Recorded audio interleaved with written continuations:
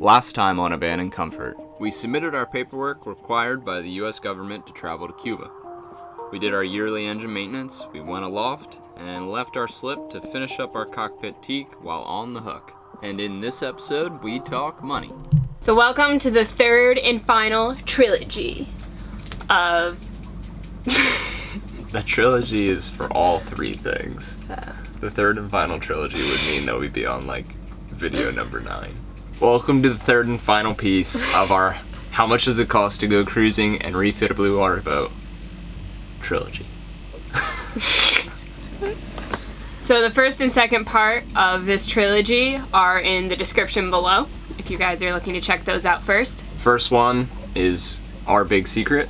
It's where we told you that we didn't leave the dock for a year. We told you about how much our projected cost would be to refit the boat, and then we told you about our cruising plans. The second part was when we broke out the Excel spreadsheet and we showed you how much we had into the refit thus far. So let's start with the big one. How much do we have saved before we go cruising? So this was a big question for us when we first started the boat hunt, and we couldn't really find a lot online. From the few blogs and vlogs that we found online, post their extensive refit, they had about 2 to 15K saved up. Yeah, and like we said, there wasn't a lot out there, but this was mainly from 6 or 7 blogs. One that comes to mind is Wind Traveler. I think they said that they had like 10 grand saved up, and they had a Hallberg Grassy Rasmus that they dumped around 80 grand total into the refit. So very close to the same number that we put into our refit. So what's our number? We said back in episode 11 that we thought it would be between 5 and 75. 75, yep. Yeah, and we were wrong. Unfortunately, there was some unforeseen costs that happened, namely some health tests that I needed to get done. Then we had the camera break, so that was an extra $1,000. Refit projects ended up costing a lot more for raw materials. Materials, yeah. Yeah, the materials Adhesives. really added up after a while. Thousands of dollars on adhesives for this deck. It was unbelievable how much adhesives are on this deck right now and how much they cost. So we don't have that $7,500 saved. Our number is much closer to the 5. It's actually like $3,500 cash saved. Now that isn't a lot of money at all. The good thing is the money that we make per episode and for the whole month with Abandoned Comfort exceeds our costs.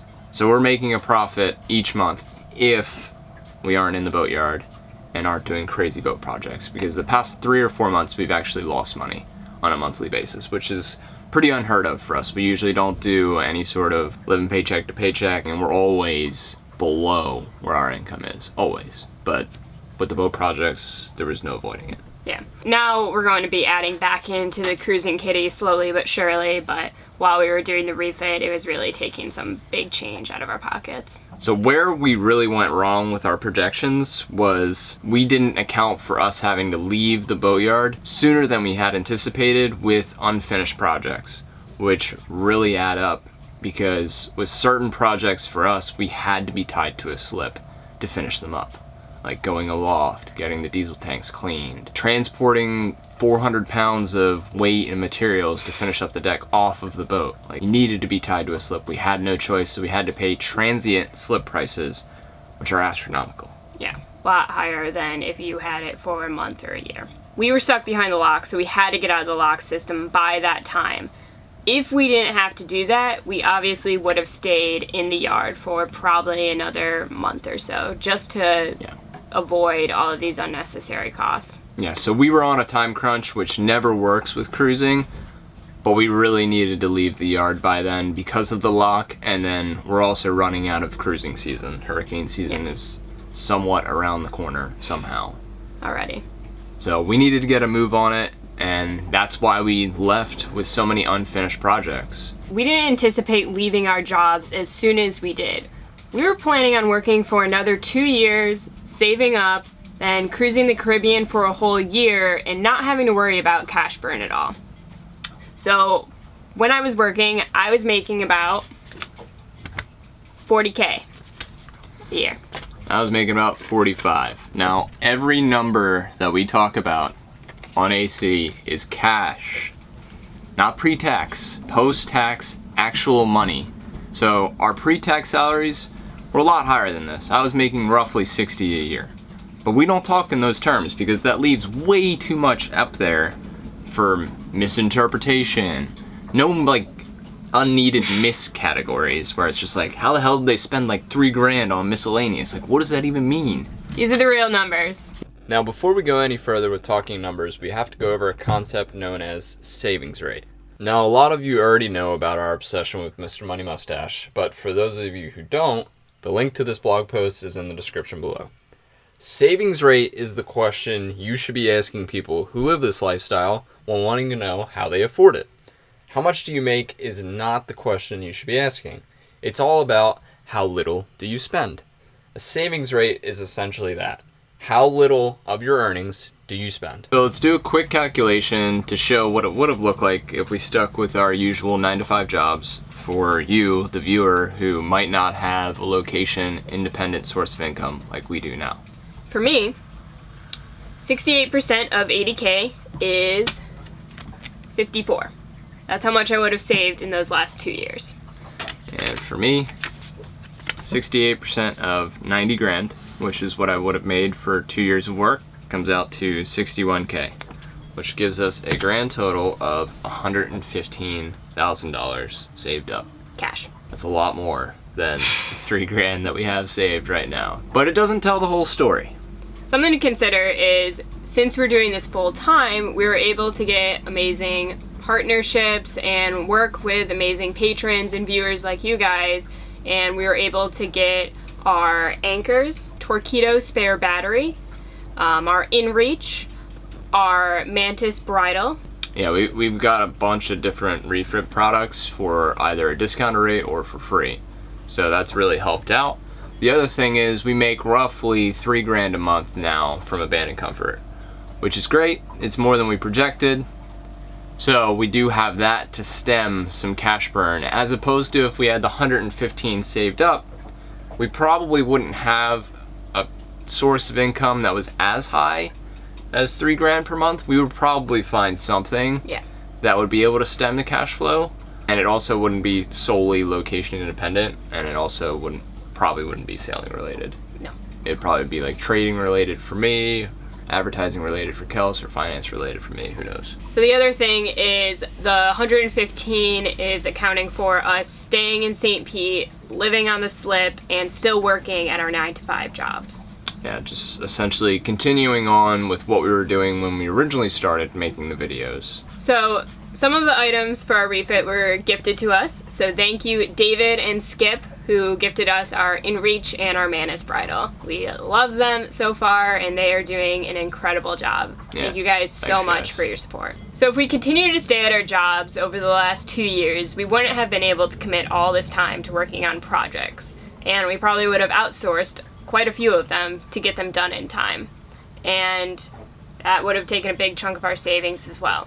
Yeah, so that 115 number really doesn't tell the whole story again, so we need to segment it down a little bit. Yeah. And for all of these numbers, it's really bad accounting on our part. We're not assuming that we pay ourselves wage while we're doing the work on the boat. So that's usually really bad accounting. You don't want to do that.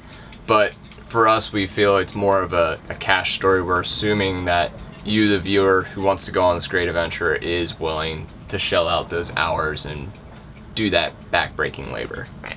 The number of 115 grand saved up, again, not really the whole story. The number is probably closer to 65 grand. How we got there is through a lot of the sponsorship that we earned, because we did earn those sponsorship. So just for the deck alone, if we didn't do all of the work and we didn't have Abandoned Comfort, which allowed us to make the connection with Fraser up in Toronto. Thanks, Fraser, for the discounted teak. You're the man. We would have paid probably something closer to 15, 25 grand to get the synthetic teak done on this boat. Yeah. That's a ton of money. That's a ton of savings that we had. That would have been half a year of salary for Kelsey or me. So the real number that we would have had saved up would have been closer to 65K if you take into consideration all of those factors. Yeah. So not 115 grand, 65 grand is probably a very real number, because the year and a half that we worked prior to buying the boat, I had roughly 45 grand saved up during that time frame. So this is assuming we don't get any raises, we suck at our jobs, and we just continue to earn what we earned before. So the number one downside, if we kept working our 9-to-5 jobs, was we wouldn't have the privilege of speaking to all you guys about your adventures, your plans, your dreams, and how you guys are going about pursuing them. That really gets us going and really drives us to keep going on these adventures. Honestly, that's the only reason we make these videos. Producing on YouTube and editing these videos takes a ridiculous amount of time, so the hourly rate that we make per episode it's terrible. And the number one rule as a creator is like, never complain to your audience. They don't want to hear it. They only want to hear how great your lifestyle is. That's bullshit, sorry. It is hard to do this. It takes a ton of time, but we have a huge advantage that we are able to travel all the time since last summer, and we're able to go to these amazing places. And we've met so many awesome people like you, the viewer that we make these episodes for, that was in the same situation we were a few years ago, saying, this isn't enough, I want more out of life. I know I can do it, but I need the numbers. Like, I need someone else that's done it and they can say, it can be done on that average salary. It can be done before you're 30. We're proof. Trying to be. We're gonna go into our monthly earnings from Patreon. This is something that gets misconstrued all the time. People go on to people's Patreon pages and they see like La Vagabond or Delos that they make 10 grand or 13 grand per video, and then they're like, wow, you multiply that by 4 and there you go, they make like 50 grand a month. Not necessarily true. They definitely make a ton of money and they earn it. But if you want to actually do that and get a real number, you take that number per creation that they have and multiply that by 2.5. That's what we've found to be the rule for us. So right now our number is close to $1,000. Multiply that by 2.5, and then you come out to 2,500 bucks. Add in our ad revenue, which is usually around 500, and we make roughly $3,000 on average per month. Again, the hourly rate is way lower than that. I'm not going to tell you that because we have to romanticize this a little bit. But taking that number that you see on Patreon and multiplying by 4 is just it's not true. Patreon has fees. They take about 15% right off the top. And then if you do that calculation, you assume that every patron is going to pay for every episode for every month, which is not the case at all. You can set caps on how much you want to support us each month, and a lot of people do that, and that's perfectly within reason. Yeah. So with that, they don't max out. It's not that $1,000 each week that we get. Yeah, so we'll take you into the dashboard, and you can see from here how we get that multiplied by 2.5 times to give you that rough number, because again, our number is roughly $2,200 to $2,600 on average per month, assuming that we produce at least 4 episodes a month, sometimes 5 episodes a month, because there's an extra Thursday in there. Now, on to the total refit cost, and jumping into the Excel spreadsheets. So there you have it. It took us $74,000 to buy a boat, refit it to where it was good enough to go, definitely not done and still has a lot more projects to do, and untie the lines. This doesn't account for any of our marina fees, dockage. And as we did in the first part of our Excel dock refit costs, which we have again in the link to the description below, if you want to see the full document, pledge $1 towards our production on Patreon and get access through it on our AC Crew dashboard. It's downloadable on there, so if just seeing screenshots of it isn't enough for you, go ahead and give us $1 for producing new episodes. It'd be great. So most of our inspiration is drawn through these two individuals. Mr. Money Mustache, who talks about finance a lot, and Tim Ferriss Show podcast. He talks about others that have accomplished their dreams and have been very successful in their lives. So let's zoom in for this ending here. Rue, you haven't made an appearance in this episode. Oh, you have a lot more fans than either of us. Okay.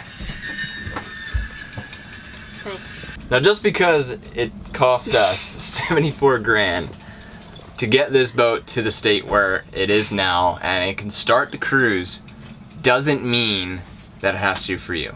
If you go smaller, if you get a pocket cruiser, and you don't get a 55-foot boat, you can do this for a lot cheaper, probably half the cost potentially. So look at classic plastics like a Cape Dory 25, Non-Such 26, North Sea 27.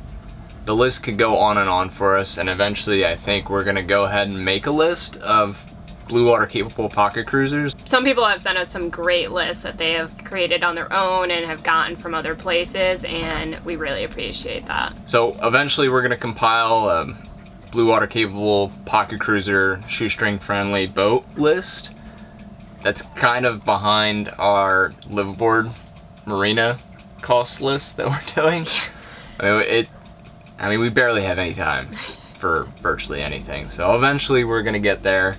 Don't hold our feet to the fire. And to say it again, it can be done for cheaper. We've talked with so many people about their dreams and how they want to cruise around the world on this 55-foot sailboat. And our number one question is, why on a 55-foot sailboat? Why does it need to be that big? What matters more, the size of the boat or the size of the dream? Focus on the dream. Make it a reality. We did it at 27 years old on very average salaries. If we can do it at 27 years old, you can do it too. I'm on a river that winds on forever. Follow till I get where I'm going. Maybe I'm heading to die, but I'm still gonna try. I guess I'm going.